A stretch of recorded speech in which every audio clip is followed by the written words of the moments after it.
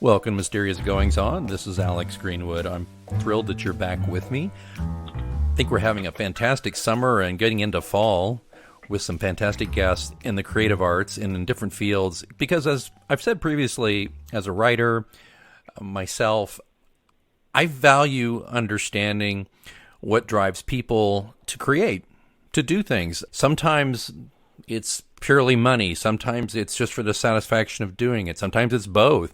And I think we would not be complete in talking to the guests we're having this season, which include actors and product designers, writers, chefs. We wouldn't be complete if we didn't talk to a photographer. And I am very excited and frankly feel very lucky to have with me a gentleman who I consider to be the photographic poet laureate of Kansas City. Thrilled to have Duane Hallock on the show. Duane, welcome to Mysterious Goings On. Thank you. I'm honored to be with you. I've followed you on social media for quite some time and listened to your podcast, and it's fun to talk to you. Oh, thank you. Well, thank you. You strike me as somebody who, even though you had a career in marketing. I know that, and we can get into your history in a minute, but I know you had a very big career in marketing, and I think we first met years ago when I first came to Kansas City when I worked at KCPT. I think we had a phone chat about something because you were, I believe, at the American Red Cross here, and I was with them, and yes. And we just always kind of, I don't think we kept in touch, talk very often, but we knew who each other were. And then social media springs up and we start following each other. And what's interesting is I think I initially followed you on Instagram, not fully realizing at the time what a great photographer you are. And I was just like, oh, I know that guy. I'll follow him, see what happens. And then all of a sudden I just keep seeing in my feed these beautiful portraits of this community I've grown to love, Kansas City. So is that right, though? If we kind of look back a little bit we look back behind us a little bit here, your career for the longest time was that mostly marketing and PR and things like that? Yes, I spent a little more than 10 years as the communicator and marketing person for the American Red Cross locally. And then prior to that, I was with a couple other nonprofits, the United Way. I was the VP of marketing there. And prior to that, in administration at a local hospital. Yeah, we have some things in common. Yeah, I worked PR at a hospital when I started my career, and I worked for the American Heart Association. So you and I have kind of swum in some of the same waters. It's kind of interesting to hear. But photography, I looked a little bit on your website, and I'll let you tell the story. But you've always been interested in photography. But kind of how did it grow for you? What happened with photography? Was that something you picked up more once you left the Red Cross, or how'd that work? Well, I'm old enough that I remember the good old days of dark rooms and the smell of chemicals and shooting on film. And, I enjoyed that, but it wasn't as much fun. I still did photography through the years. I, shot everything as a hobby from U.S. presidents campaigning to volcanoes erupting and the obligatory family reunions and birthday parties and graduations. But I really found my niche when Instagram came along. And I just started experimenting with it, and more I started liking digital photography much better than the old stuff that I learned with. And it became more of an artistic expression. And honestly, I started Instagram just throwing stuff on there to be clever and to be, cute and just photograph, what shoes I was wearing. I mean, we all started somewhere, and right. I'm not, it wasn't anything but I've left those up. If someone's interested, they could go way back and see those. I left them up to kind of document my journey in photography. And more I started finding my groove, my niche, and I have enjoyed photography as a hobby. And I still don't really consider it a business for me, but it's one where I've made a few dollars here and there, but it's not my driving motivation. Well, I'm kind of with you on that. I've been told I have a decent eye for photography. Like, I know how to generally frame a shot. You can't usually tell from my Instagram because, frankly, Instagram to me is a laugh. I don't spend a lot of time on a curated aesthetic or anything like that. But I've been told that. But like you, I read up on you a little. You took photography classes, but you got bored because they spent all this time talking about f-stops and film speeds and apertures and all these important mechanics. But I love what you said is that you understood it was important as a means to an end, but you wanted to learn more. You wanted to understand photography as a form of artistic expression. You were getting beyond the tools to do the job. And I can only say that I feel the same way so much. It's like there's shows about podcasting. It's like I don't really care about how podcasts are made beyond can mine sound okay? Does it, it's not embarrassing. I don't really need to know exactly what kind of microphone people are using or sound dampening equipment or editing software. It sounds to me like that's your feel for photography. Well, it is. And I'm amused when people talk about photography in terms of the mechanics of it. I'm not offended, but I am amused when people say, well, what kind of camera do you use? Well, that's kind of like asking a writer, what kind of word processing software, what kind of keyboard do you use? Amen. It's a means to an end, but it's not the end itself. And it's important to know f-stops. I don't want to minimize that. It's important to know apertures and the good old days film speeds and, how to frame a picture and all of that. But those are mechanical things that I learned in and wanted to move on from that. I've attended a couple of photography classes, here in the area, and they tend to be more camera clubs. And there was a lot of discussion around the mechanics and other such. And I'm not too impressive with when I go to those, because I was told going into one of them as a visitor that I'd be asked to stand up and announce whether I shot with Canon or Nikon. Well, I stood up and said, I shoot with a point-and-shoot Sony camera. And I got a little bit of applause, but it was more out of sympathy, I think, because these are hardcore photographers, and I don't really consider myself a hardcore photographer. And then other people will come along and say, well, what do you edit with? Photoshop? Well, I have Photoshop on my computer. I haven't used it in years. I use a free app called Snapseed, and I do it on my iPad. Yeah. So it's a point-and-shoot Sony camera. It's a nice camera, and it captures a lot of data that then allows me to edit it.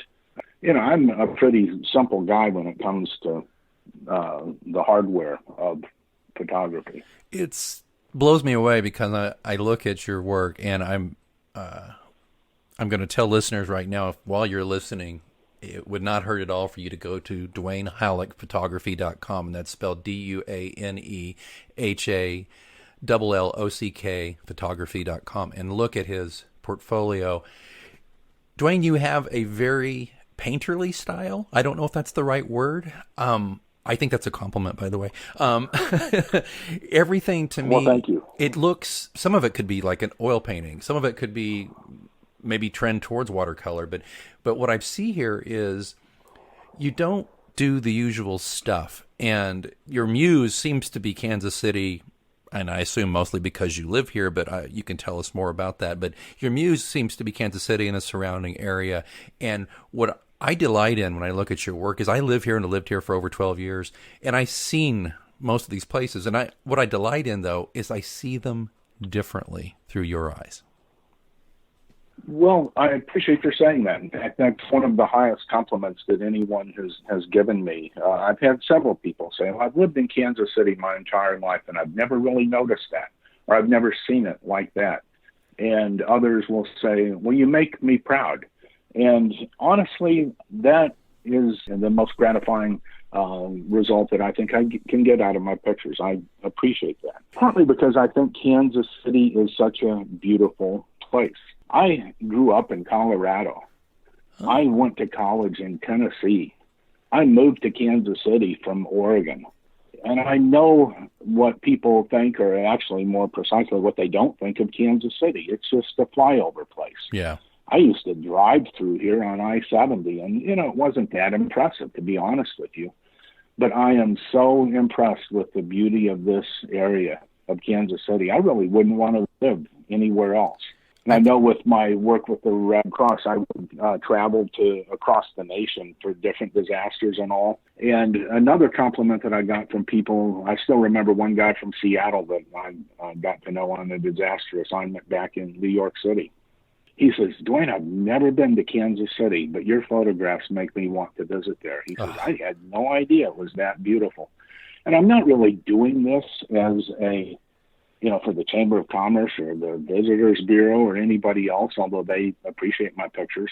I'm just doing it because I want to show my high school buddies and college friends and colleagues across the nation. Kansas City is a pretty cool place.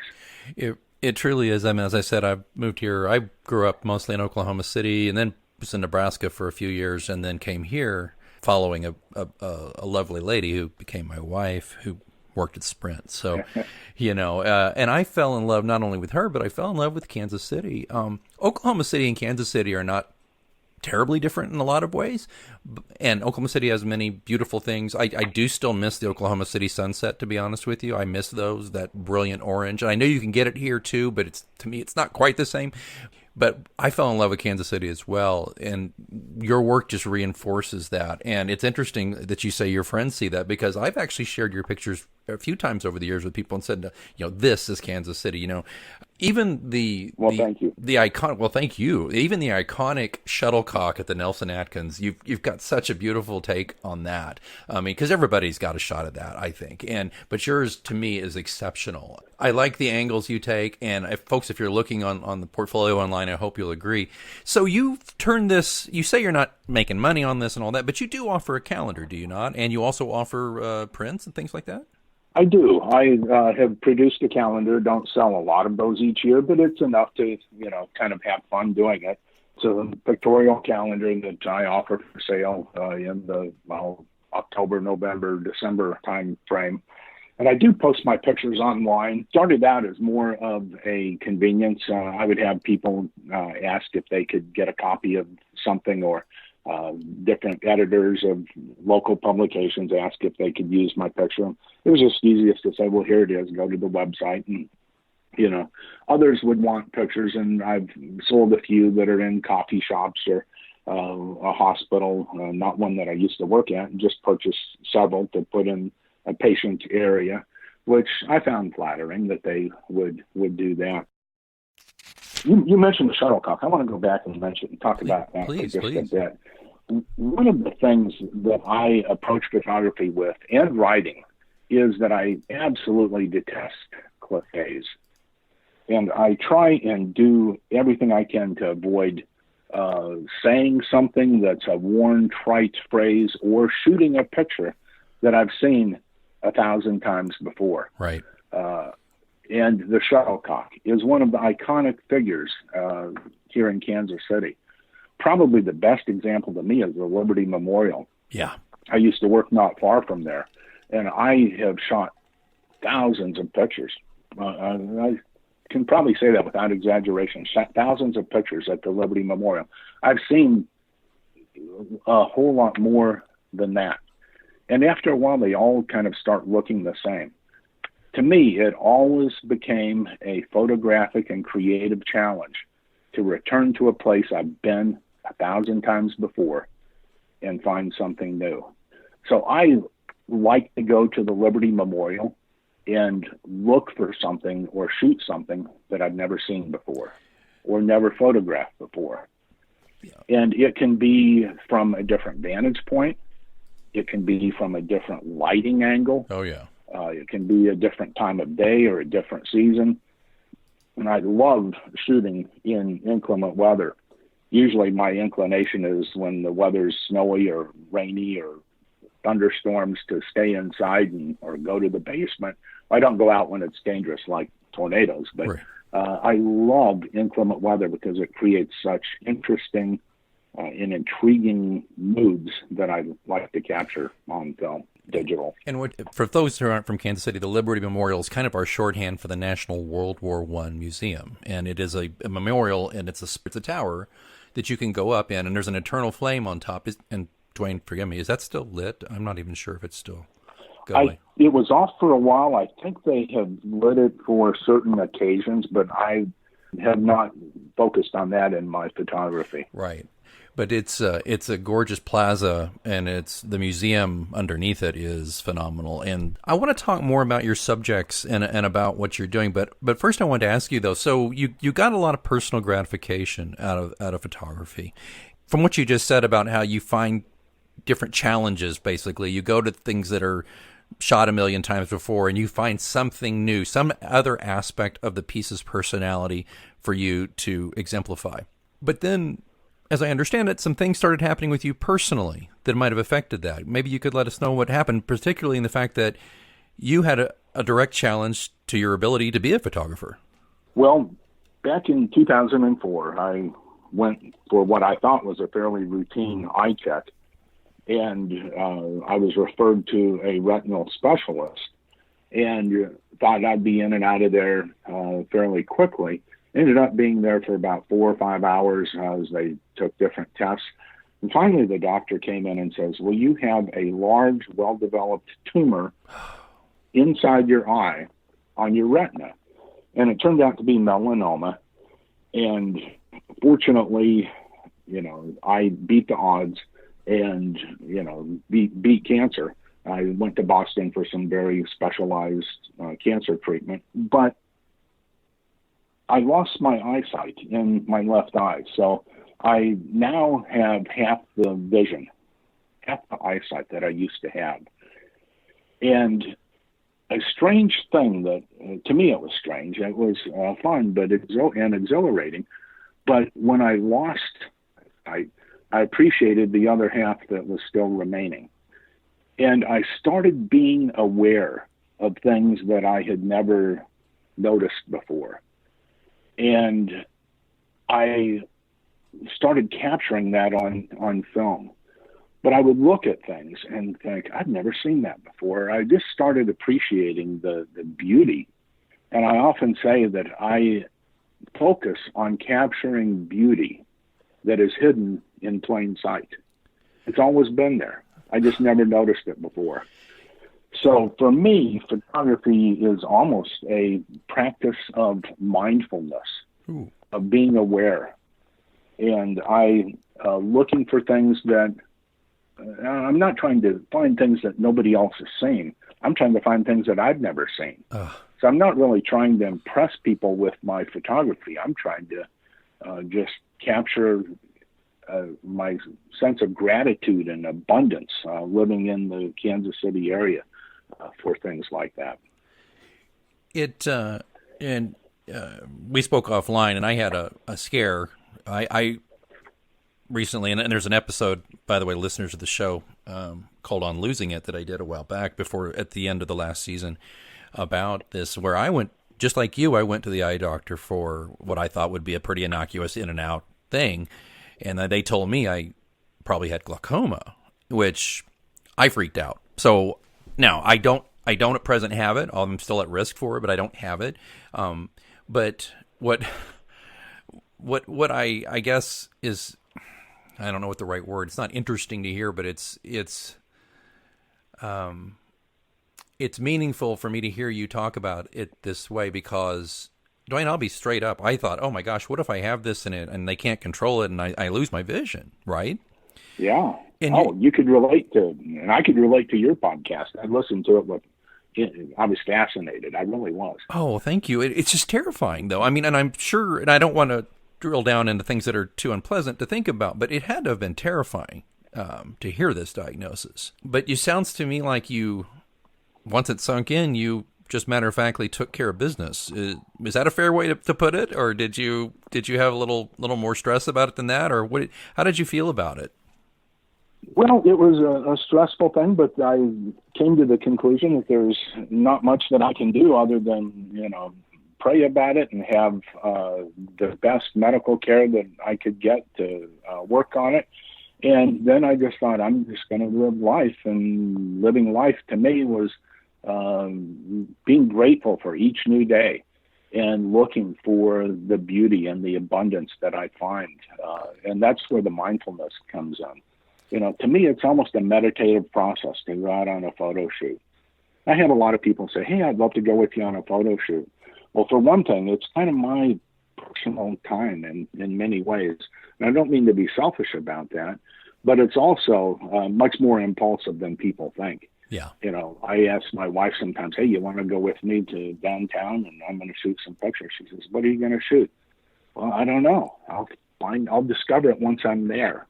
So I don't always have the pre-planned itinerary and shot list, if you will, when I go out on a photo shoot. Sometimes I find it's worth posting. Other times I thought, wow, that's kind of interesting. I'd never noticed that before. Yeah, yeah, and again, if you're not taking photos, that might, you know, somebody with you might be, not intentionally, but might be kind of putting a drag on you a little bit, because you could feel like maybe I've been out shooting with people before myself, and I could feel them like their impatience, like, can we go to lunch now? You know? Yeah. You mentioned other photographers. If I could just interject there. Sure. A lot of times I have people, I shouldn't say a lot, but more often than I'd like, people saying, well, I wish I could shoot pictures like you. Or, you know, and I don't say that in a self-congratulatory way, but my response is always never compare yourself with anyone other than the photographer that you used to be. Oh, nice. And I also appreciated your podcast about, in your case, comparing yourself or not comparing yourself with other writers. Oh, thank you. To me, there's no sense of competitiveness. There are many photographers in Kansas City that I admire their work. I'm inspired by them. I don't want to be them, nor do I want others to be like me, but I am collaborative and I appreciate the community of photographers here. And I honestly feel no sense of competition with them. I don't compare my work with them. I compare my work with the Instagrammer or photographer that I used to be. And hopefully I'm getting better with each and every passing year and each and every snap of the shutter. I think that's so true. Because I had to get to that level of maturity myself about my writing and understand that there's a few rules about writing I understand. Let me see if these work for you a little bit in photography. First things first is, you know, you are limited by, I think, well, to a degree, you're limited by your capacity for discipline and hard work, first of all. I'm sure with photography it's the same as writing. If you don't write a lot and you don't read a lot, you're not going to get better. So I would assume photography is very similar. The other thing is that what I offer my readers is my take, my direction, my angle when I approach fiction. And I, just like a photographer, what you said earlier, you're not offering, you know, you may be photographing things people have seen before, but this is through your eyes. This is through Duane Hallock's vision. This is how you take that image and then work on that image and make it, as I said, painterly and that. So I think those are a couple of things I agree with you so much on that. But it took me a long time to get there. When I was younger, man, I was very, well, how come they got published and I didn't? Or, you know, why isn't this happening? You know, but you can't look at it that way. And that's one reason too, just to put a pin in what you said too about your alone time. And writing's a very solitary thing. I mean, I cannot imagine a more boring thing than to watch somebody write. Yeah, exactly. Yeah, but all you said right there was very well said. I mean, it reflects my feelings exactly. We're on the same wavelength. You from more of a written medium, me from more of a visual medium, but we're parallel with our philosophy on that. I think so, and we're both telling stories just in different ways. And I'm trying to paint pictures with words, and you're almost literally painting pictures with images, and made all the more poignant and all the more special considering what's going on with your vision, your physical vision, but that you make work so well. Well, let me ask you a few quick questions, if you don't mind, about your work. Now, there's something I see here as I look, and I've looked through your portfolio quite a bit, and as I said, I've been a fan for years. You're apparently, and you can correct me if I'm wrong, of course, apparently not a big fan of people in your work. True or false? Well, that's mostly true. Partly by default, because when I'm out shooting, I shoot on my own. I also worked at the Red Cross for, like I say, more than 10 years. And the requirement there was that whenever we shot anyone who was identifiable, we needed to have a photo release. Oh, yeah. And so, you know, getting the photo release, I tried to be more artistic and shoot over their shoulder or so they weren't identified. And anymore, I find the beauty of the landscapes, the architecture, the nature, and other things that I shoot just usually work best without people. And I will say that I am asked from time to time if I will shoot pictures of different things, weddings or senior portraits or family photos or even modeling sessions. As much as I would find those interesting, there's so many other photographers who do that much better than I. And that's not my niche. I also don't really consider myself a photojournalist. So I'm not really looking to document the reality through a visual medium. I'm there more, and I don't know that I like this term, but I kind of think of myself as more of a photo artist. And you had used the term painterly. There was a while where, I loved editing my pictures. There was a while when people would say, well, that looks almost like a painting. And the more I looked at it, it was over-edited. I would oversaturate colors. I would, use filters and other things just because I could. And I have come to the point where, to me, photo editing is kind of like women, or I guess some men who wear makeup. It's best when you don't really notice the makeup. Yes. And the same with editing. It's best when it's not obvious. But I do edit my pictures, and I'm unapologetic about that. But I try and do it in a way that doesn't call attention to the editing. Right.